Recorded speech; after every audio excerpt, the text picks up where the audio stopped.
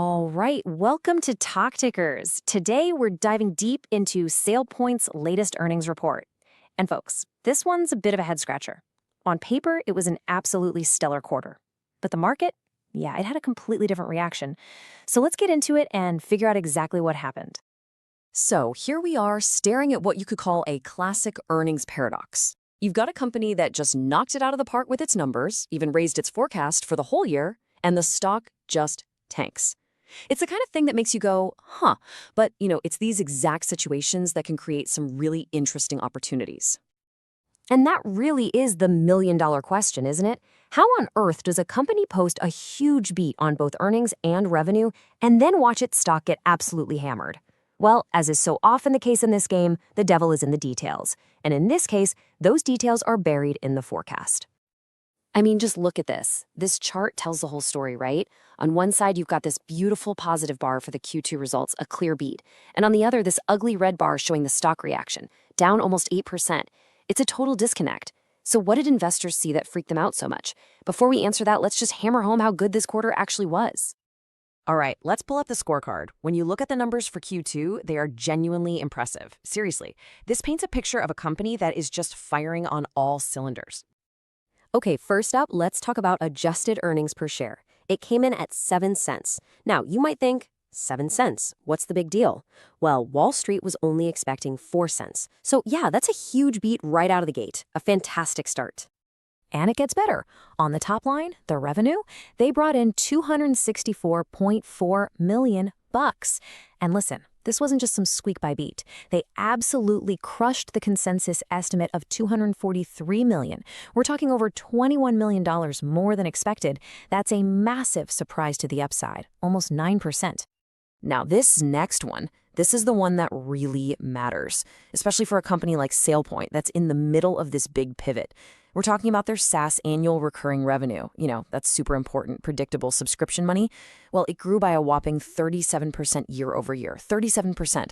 That tells you their big shift to a subscription model isn't just working, it's actually picking up speed.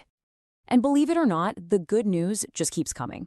Their total recurring revenue is now right on the doorstep of $1 billion. $1 billion. Free cash flow, super healthy at $46 million. And get this, their operating margin expanded by nearly 1,000 basis points.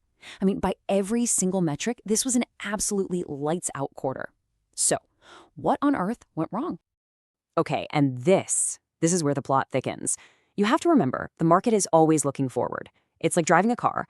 The rearview mirror showing Q2 looks fantastic, but investors were staring straight through the windshield at the road ahead. And what they saw in the company's guidance, well, it looked like a crack in the pavement. This is it. This is the whole reason for the sell-off, right here on this slide. Look at the left side. They actually raised their guidance for the full year, both revenue and earnings. That screams confidence, right? But then, look at the right. The outlook for the very next quarter, Q3, came in weak. It was below what analysts were expecting, and that little bit of near-term weakness was all it took to send investors running for the exits. Now, to be fair, management had an explanation ready to go. They basically said, hey, whoa, hold on. A big $7 million federal deal that we thought would close in Q3 actually closed early, in Q2. So it's not like they lost the business. It was just a timing thing. It pulled revenue forward, which made Q2 look even better and, by default, made the Q3 forecast look a little weaker. But you know how it is. In a jittery market, any whiff of a slowdown, even if it's explained away, is enough to cause a panic.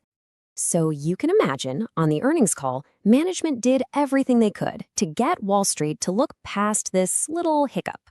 They spent a ton of time trying to zoom everyone's focus out, away from this one little timing issue in one single quarter, and onto their much, much bigger, long-term vision for where SailPoint is headed.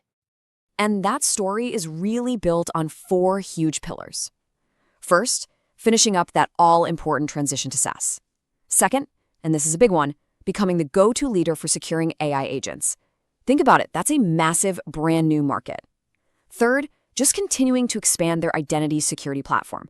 And fourth, using their big-time partnerships with companies like HCL Tech and Deloitte to get their products in front of more customers.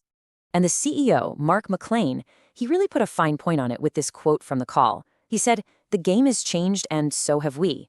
What he's really getting at here is that while competitors are just kind of slapping different tools together, SailPoint is all about deeply weaving together what he calls the things that matter most: identity, data, and security.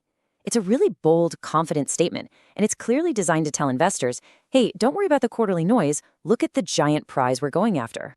Okay, so let's recap. We've seen the knockout Q2 numbers, we understand why the Q3 guidance spooked the market, and we've heard management's grand vision for the future. So now it's time for the next call, our take on what all of this means for the stock from here. So where do we land? We're starting this off with a market perform rating. Look, the long-term story here is really compelling, no doubt about it. The stuff they're doing with AI governance and the whole SaaS transition, it's powerful. But, and it's a big but, that soft Q3 guide throws a wrench in things for the short term. It creates uncertainty. We really need to see them go out and execute in Q3 to prove that this was just a one-time timing issue and not the start of something worse. All right, so what's the potential play here? Well, the thesis is pretty straightforward. The market overreacted. This sell-off, driven by a short-term timing issue, could be a pretty attractive entry point if you're a long-term believer in the AI and SaaS story. So the idea is to keep a close eye on the stock leading up to the next report. If they manage to beat what is now a pretty conservative Q3 forecast, you could see that positive momentum come roaring back. The things to watch are simple. Can they hit their numbers?